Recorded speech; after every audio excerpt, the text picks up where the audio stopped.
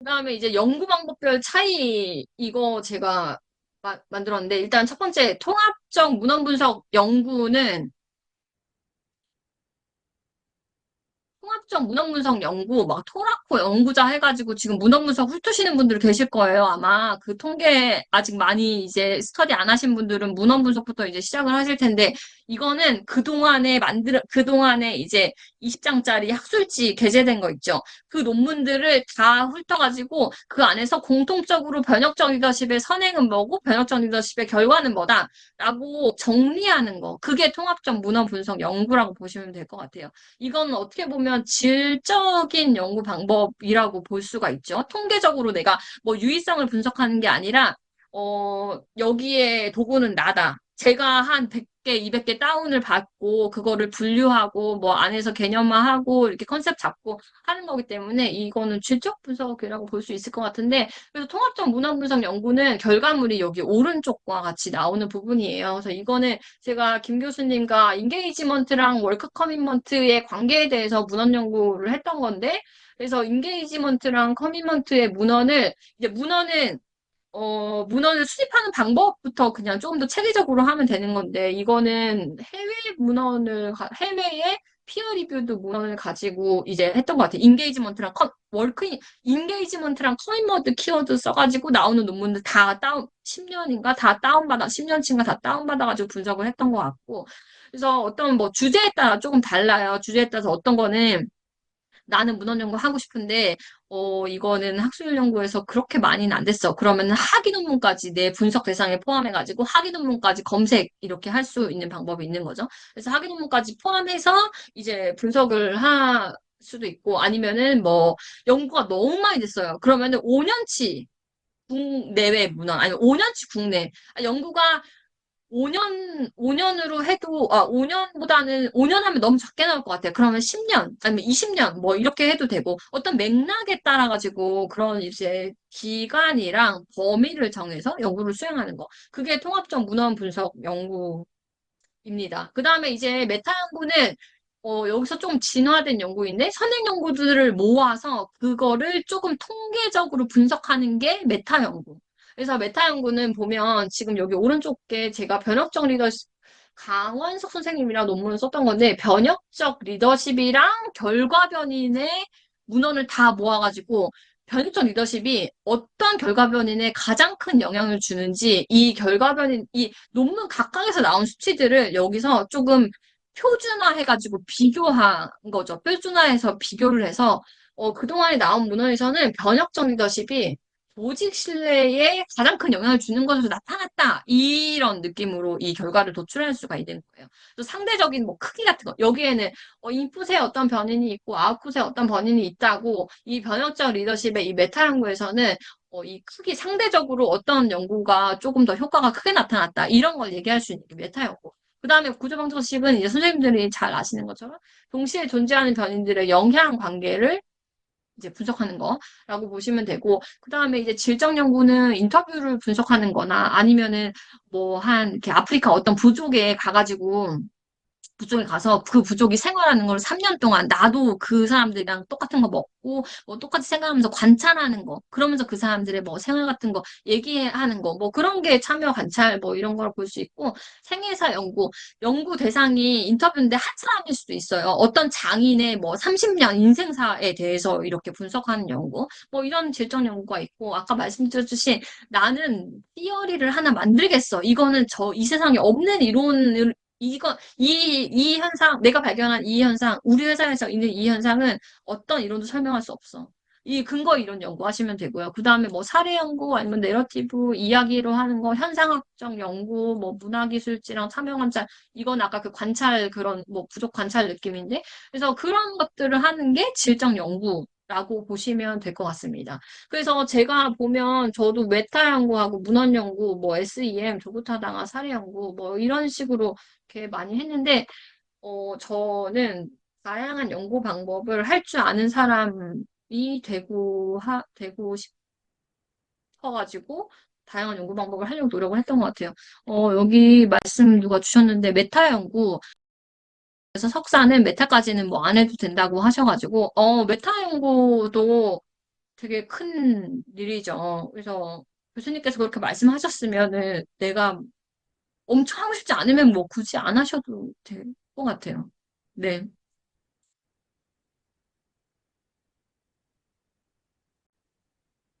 그러니까 그게 뭐 시간이 많이 걸려서 어떤 거가 있는 건지 좀 궁금한데요. 네. 시간도 정말 많이 걸려요. 메타 연구는 뭐냐면 문헌 분석이랑 같거든요. 문헌 분석이랑 같은데 문헌 분석이랑 같아서 품이 정말 많이 드는데 거기다가 또 메타 연구 분석 방법론까지 공부하셔가지고 문헌 분석에서 뭐 효과 크기를 이렇게 추출해가지고 그거를 서로 막 비교하고 어떤 소프트웨어에서 또 계산도 추출해내고 이러거든요. 근데 메타 연구 한번 잠시만요. 제가 논문을 한번 거기 절차를 보여드릴게요.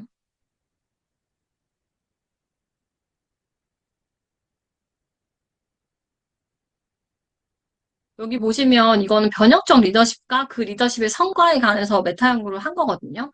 네, 보시면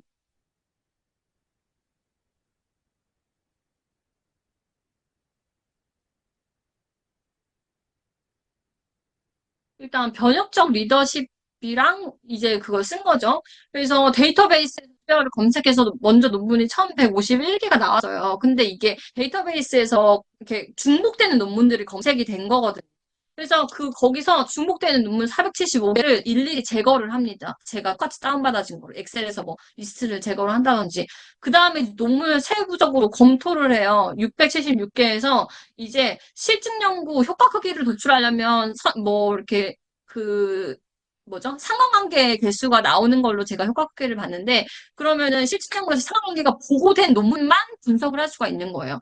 그러면 상관관계 없는 논문 45개 제외했고 그리고 여기서 세팅이 근로자의 이거 보고자 했으니까 연구 대상이 근로자 아닌 거 81개 제외했고 그리고 보기로 했는데 국외인 연구 대상으로 된 거 34개 제외하고 그리고 원문 수당을 제가 어떤 걷어낼 수 없는 거 7개 제외하고 기타 연구 목적에 적합하지 않은 논문 11개 제외하고 그렇게 해서 498개가 됐어요. 498개에서 이제 변혁적 리더십이 4개나 조절 변인으로 된 것도 다 제외하고 피어슨 상한계수로 효과 크기를 봤는데 이 상한계수가 제시되지 않은 논문 113개 제외하고 상한계수가 통계적으로 유의하지 않은 거는 또 뭔가 쓰기가 그런 거예요. 그래서 통계적으로 유의한 부분만 이제 좀 효과 크게 이렇게 발라낼 때 할 수 있다고 해가지고 그거 제외하고 그래서 이렇게 검토하는 게 선정 기준 검토하는 것까지도 굉장히 큰 논문 한 개 한 개 다 열어가지고 다 훑는 거니까요.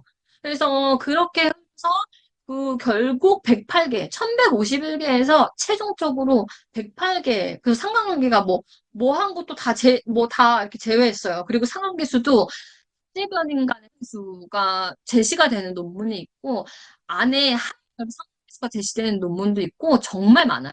그거를 이제 다 써야 돼요. 그거를 엑셀에 다 쓴 다음에, 그거 중에서도 또 같은 수준의 상황관계수가 쓴 논문이 3개 정도 이상은 돼야지 이제 그 관계를 분석할 수가 있거든요. 근데 이런 절차가 지금 들어보시니까 혹시 어떠세요? 그러지 매력적이신가요? 느낌 이해되셨나요? 네, 알겠습니다. 네. 그래서 이런 느낌으로 메타 연구가 진행되는 거라서 메타 연구가 되게 매력적이에요. 통합적 연구 분석은 이제 논문 심사를 어디에 내보면 제일 그 연구자가 그 논문의 심사를 받았다. 그러면은 객관적이지 않다. 검증할 수 없다는 피드백을 정말 많이 했는데 그럼에도 불구하고 분석을 넘어서 메타 분석을 하면은 그 포인트를 좀 피해야 할 수가 있는 거죠. 그래서 메타 연구가 굉장히 파워풀하고 멋진 연구인데 멋진 연구다. 이런 느낌으로 이해하시면 네네네 네 그렇지만 그래도 이 변이에 대해서 치면 메타 연구 뭐 하셔도 되죠. 그래서 그런 식으로 이해를 일단 해주시면 될 것 같습니다. 그래서 연구 잠시만요. 교수님, 네, 그 문헌 연구 있지 않습니까? 네, 그 문헌 연구를 이제 하는 게 그 앞에 선행 연구들이 일관적이지 않다라고 하는 것들 문헌 연구를 한다 이렇게 들었거든요.